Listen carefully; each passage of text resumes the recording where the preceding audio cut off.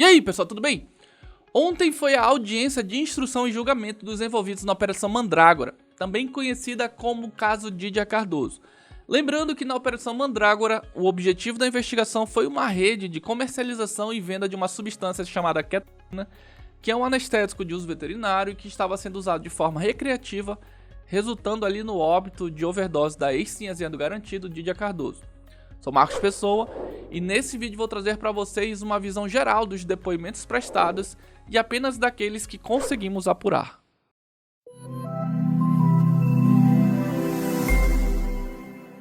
E antes de eu trazer para vocês esses depoimentos, vou pedindo que você deixe o like neste vídeo, comente, compartilhe com seus amigos e se inscreva em nosso canal. Se puder, torne-se membro. Para isso é bem simples, basta você clicar nesse botão escrito Seja Membro, escolher a forma de pagamento da sua preferência e com uma assinatura mensal de apenas R$ 4,99 você ganhará vários benefícios do nosso canal e inclusive participará das nossas promoções exclusivas. Então, se estiver dentro do seu orçamento, nos ajude. Sua contribuição é muito importante pra gente. E se você já é inscrito em nosso canal e gosta da forma que a gente traz as notícias, o nosso muito obrigado. Pois bem, ontem foi a audiência de instrução e julgamento dos 10 indiciados na Operação Mandrágora e, portanto, tudo que está em análise neste momento tange exclusivamente a questão da ketamina utilizada por eles, seja como consumidor, seja como fornecedor, seja como intermediário. Ou seja, neste julgamento não estava sendo julgado nada além disso. Esse caso foi de um barulho muito acima da média e teve repercussão nacional, seja pelas várias mídias que vieram à tona, seja pelo peso cultural da personagem central da trama, a ex-sinhazinha do boi bumbá garantido, enfim, teve muito apelo popular. Dos 10 indiciados na Operação Mandrágora Fase 1 e Fase 2, 4 estão soltos com monitoramento eletrônico e 6 seguiam presos. A Operação Mandrágora teve ainda uma terceira fase, que acabou prendendo o DJ Kalel, que seria o rei da ketamina. E durante a audiência, o investigador Geraldinho, enquanto confrontado pela advogada da Claudiele, deixou escapar que vem aí uma nova fase, ou seja, a Operação Mandrágora Fase 4. E como esse embate foi bem interessante, vou abrir o vídeo com esse embate. Todos. Bom dia, seu Geraldo. Tudo bem com o senhor? Bom dia, nobre Claudídica. Doutora Rosana, o senhor citou várias vezes aqui que o senhor tem várias conversas da Claudiele fazendo pedido desse material, né, dessa secretaria. O senhor pode me mostrar onde que está, seu Geraldo, essas conversas? Porque eu li o processo várias vezes e não encontrei nenhuma conversa da Claudiele. Essa pergunta seria excelente se eu tivesse com o processo em mãos agora, doutora. Mas, posteriormente, se a senhora me procurar aqui, eu posso fornecer para a senhora. Então, seu Geraldo, deixa eu só lhe falar uma coisa. O telefone da Claudiele está aqui comigo, ele não foi apreendido. Então, eu preciso estar equivocado com relação à Claudiele ter feito várias vezes, como você falou, centenas de... Eu não sei se a senhora ouviu bem o que eu falei. Foram apreendidos outros telefones. Então, nos outros telefones, havia a mensagem da pessoa do Sávio, do pessoal da clínica com ela. Mas tudo bem, mas pode continuar. Seu Geraldo, eu já lhe afirmo com todas as minhas letras, 100%, que eu não tenho conversa da Claudiele, que eu nunca vi conversa da Claudiele. Isso eu posso te afirmar, mas o juiz vai ver isso no processo, tá bom? Só para tratar Correto, ver se eu esteja equivocado aí com os números. Eu tenho mais uma pergunta para o senhor. O que o senhor entende por usuários de drogas e traficantes? Precisa mesmo responder isso? Precisa, estou lhe perguntando.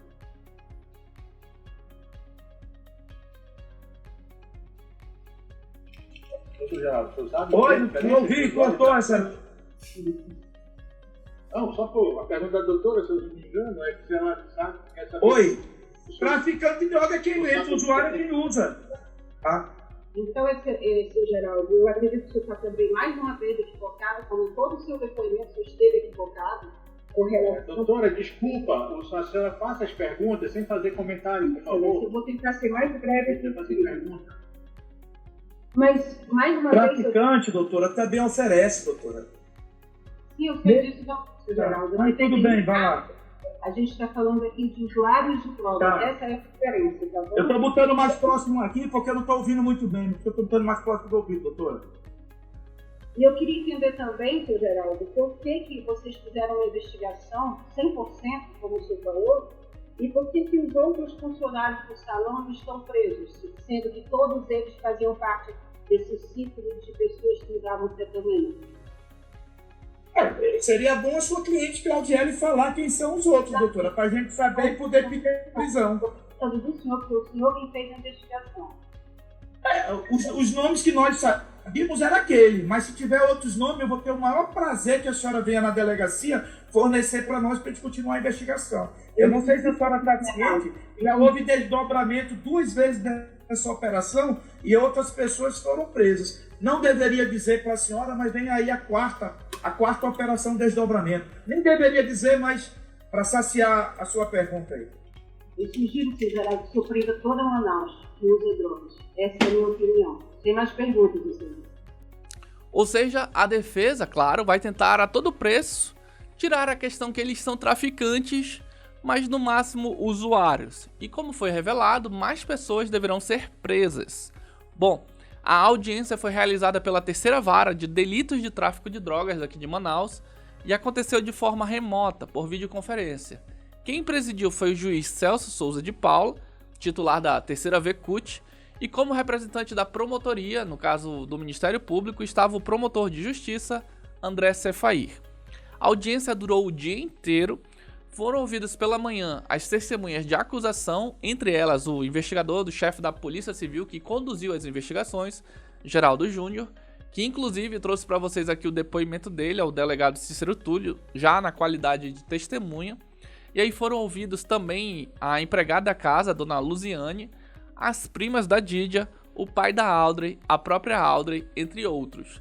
Durante o almoço foram ouvidas ali as testemunhas de defesa, entre elas amigos dos presos e companheiras, e já no início da tarde foram ouvidos os próprios acusados, Ademar Farias Cardoso Neto, irmão da Dídia, Bruno Roberto da Silva Lima, o ex-companheiro da Dídia, Claudiele Santos da Silva, maquiadora, Cleusimar Cardoso Rodrigues, mãe da Dídia, Atos Moraes Silveira, o coach, M. Clay Araújo Freitas Júnior, funcionário da Clínica Veterinária, José Máximo da Silva Oliveira, proprietário da Clínica Veterinária, Marlisson Vasconcelos Dantas, maquiador, Sávio Soares Pereira, sócio de José Máximo, e Verônica da Costa Seixas, a gerente do salão de beleza.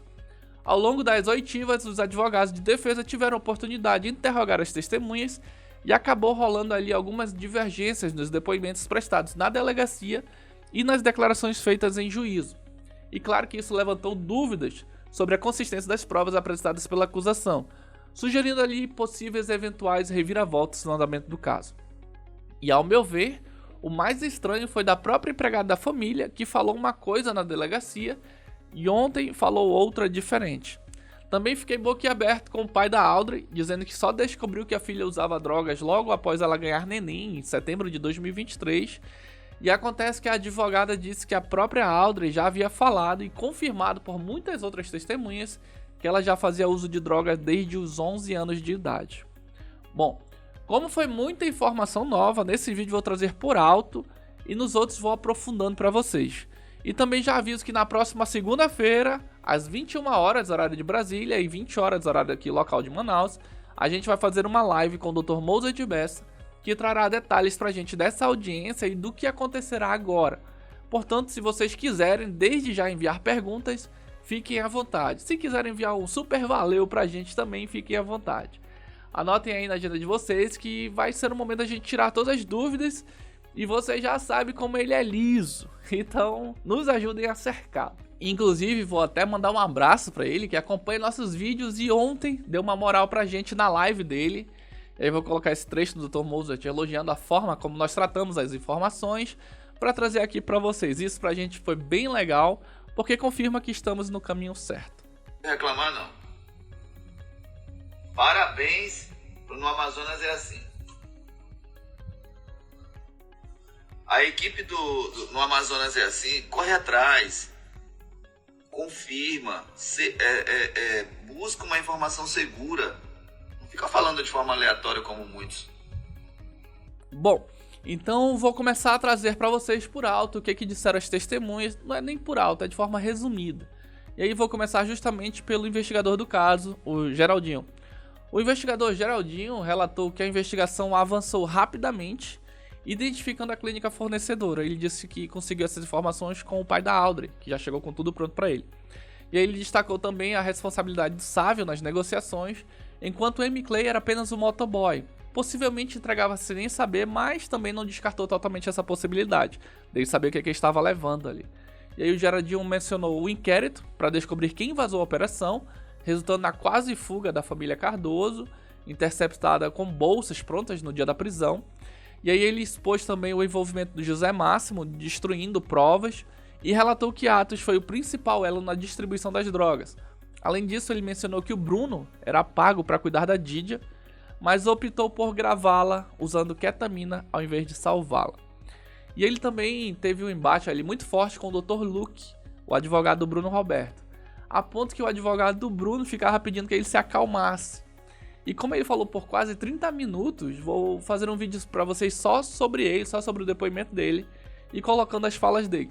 Então não esqueça de ativar a notificação para receber esse conteúdo quando lançarmos. Outro que falou ali foi o Sr. Volmir, que é o pai da Audrey. E aí ele relatou que percebeu os problemas da filha com drogas quando a neta nasceu, que foi em setembro de 2023.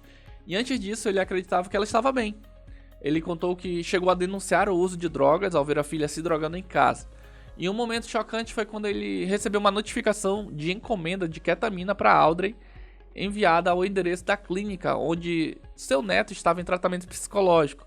O Omir também disse que Ademar financiava as drogas, já que a Audrey não tinha recursos, e mencionou que ela estava pior naquela época. Porém, a Audrey, que entrou na sequência, afirmou que não mantém mais um relacionamento amoroso com Ademar, mas reconheceu que tinha uma união estável que precisa desfazer. Ela contou que foi Ademar quem lhe ofereceu drogas e que comprava substâncias de José Máximo, sem saber se o Saville estava envolvido. A Audrey negou ter adquirido drogas com Atos, Verônica, Marlisson ou Claudiele. Além disso, ela disse que Cleusimar frequentemente pagava ou fornecia as drogas. Ela revelou que usava a droga muito antes de conhecer o Ademar, desmentindo a alegação de seu pai de que ele a influenciou. A Audrey também confirmou o uso de drogas por um longo tempo antes dos eventos recentes. Já a Paloma, a prima da Didia, foi questionada sobre se ela sabia ou poderia confirmar que o Atos dava ketamina para eles, e ela negou. Ela negou qualquer conhecimento disso com ele e ou com os veterinários mencionados no caso. Ela também negou que o Bruno tenha dado ketamina à avó, Dona Maria Avenina, que faleceu. E quando perguntado sobre o Ademar e Cleusimar, Paloma confirmou que eles ofereciam drogas. Ela afirmou que Cleusimar não apenas usava ketamina, mas também oferecia como cura com a substância. E durante o depoimento, a Paloma mencionou as mudanças que notou em Ademar antes e depois do uso da ketamina, dos envolvimentos dele com Cartas de Cristo, e aí ela acabou chorando ao relembrar tudo isso que aconteceu com eles. Já a Dona Luziene Vale Queiroz, conhecida por eles como Dona Lu, que era a empregada da família, afirmou que não sabia da gravidez da Gabriele até o dia em que foram presos. Ela negou a existência de um cativeiro, dizendo que todos eram livres para entrar e sair, e tentou também negar as alegações de que Cleusimar ficava com a menor parte da substância, e acabou jogando a culpa na Didia e Ademar, dizendo que eles que dividiam e depois davam para a mãe, e que a mãe nem sabia praticamente quando eles compravam. Ela também mencionou que a Didia sofria de depressão, ansiedade e dores no estômago. E quando questionado sobre o tráfico de ketamina e possível lucro, Dona Lu negou o envolvimento, afirmando que ninguém era obrigado a nada e que o grupo não lucrava com drogas. E como houve essa contradição da parte dela, vou pôr para vocês no próximo vídeo o depoimento dela ao delegado e o que ela falou ontem. Então, novamente, já se inscreve, ative a notificação, porque esse vídeo vale muito a pena também e a gente vai trazer uma discussão. Afinal, ela era uma testemunha-chave, né? Foi ela que avisou, inclusive, os pais da Audrey. E uma outra testemunha que prestou esclarecimentos foi a Érica, sobrinha da Cleusimar e veterinária. E aí ela começou falando sobre o Atos, afirmando que ele não usava ketamina, mas mencionando o uso de outras substâncias. Ela explicou ali de forma técnica para que servia o Potenai, né? Até porque faz parte comumente da sua profissão. E questionado sobre o M. Clay, o Saville Máximo, ela disse que não conhece eles. E aí ela revelou, inclusive, que ela que deu a primeira receita para Cleusimar comprar ketamina, mas quando viu que eles estavam querendo usar droga com isso, ela parou de ajudar. Aí perguntaram dela sobre o Marlisson, se ela sabia informar se ele comprava para os clientes do salão, mas ela disse que não, que só viu ele aplicar na casa e não sabia se ele comprava. E aí tentaram dar ali uma laçada nela, né, por ter dito que não conhecia o Marlisson e depois dizer que já tinha visto o Marlisson aplicar. E aí ela disse que a informação foi repassada pela Dona Lu. E ela apontou ainda o Bruno como uma figura-chave no caso, dizendo que ele sabia da paixão da Didia por ele e que ele poderia ter ajudado e evitar a sua morte, e que após a morte da avó deles, a Dona Maria Avenina, o Bruno bloqueou todos nas redes sociais e inclusive no próprio WhatsApp. A Cleusimar, fora a parte que ela tentou fazer uma pregação e acabou sendo interrompida, ela pediu que toda a sociedade e a imprensa, antes de julgar alguém, procurasse saber dos fatos, porque além dela, ela já soube de situações que a presa foi muito agredida e depois foi inocentada, e que não tem como apagar essas marcas de constrangimento. Então ela falou muito nisso aí, que ela tem sido muito massacrada, e isso porque ela teve só um resumo de algum parente dela que levou, foi visitá-la ali e acabou contando, mas ela não faz ideia do como que a galera tá aqui fora vendo a imagem dela.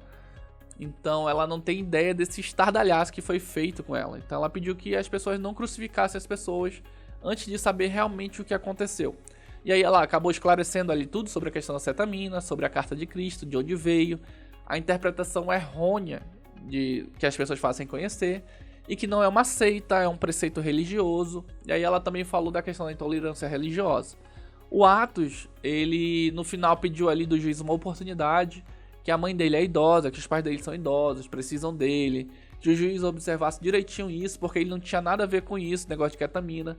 E aí ele explicou como conheceu a família e depois como se afastou da família, na mesma forma que ele havia prestado o depoimento dele lá na delegacia. Que ele não comprava cetamina com o Max, que no caso dele era apenas Potenai, e qualquer conversa dele era sempre sobre esse polivitamínico de uso veterinário. E aí ele explicou que a ketamina não tem nada a ver com os protocolos dele. Aí ele explicou como é a atividade dele, que ele é coach, falou sobre a questão da nutrição, falou como é que era a atividade dele como coach, enfim, foi por esse lado ali. Já o José Máximo, ele disse que esclareceu sobre o assunto de quantitativo das aquisições de volume de cetamina. E aí ele levou também um médico veterinário, né, que falou ali sobre os dados de quantas cirurgias eram realizadas por semana e nos finais de semana, os atendimentos que eles faziam, aumentando ali o uso da cetamina. Às vezes eles tinham que emprestar para colegas veterinários que não tinham na hora e precisavam, para eles pagarem depois, ou mesmo repor. E aí ele foi explicando, né, questão de quando se compra em alto volume tem mais desconto. Então tudo isso ele foi colocando ali na mesa para justificar a questão do aumento da cetamina.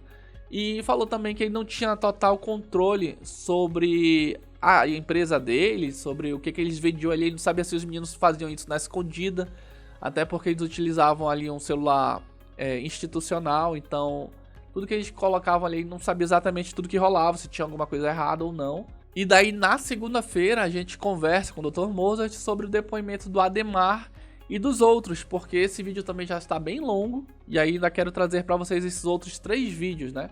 Sobre o Geraldinho e os novos detalhes revelados, sobre o depoimento contraditório da empregada da família e também sobre a contradição da Audrey e do pai dela nos depoimentos.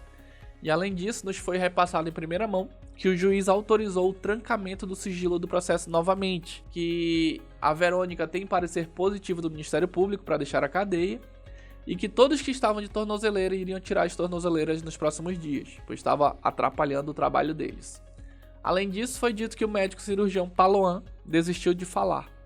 E esse foi o vídeo, espero ter esclarecido para vocês por alto o que rolou nessa audiência de instrução e julgamento. E espero também que esse vídeo tenha sido útil. Novamente reforço o convite para segunda-feira, 21 horas, horário de Brasília, e 20 horas, horário aqui de Manaus, para participar com a gente na live aqui com o Dr. Mozart. E se você gostou desse vídeo, achou que ele foi útil, deixa o like, se inscreva no nosso canal, e quando se inscrever, não se esqueça de ativar a campanha, porque assim, quando a gente lançar o próximo vídeo, você será notificado. Valeu!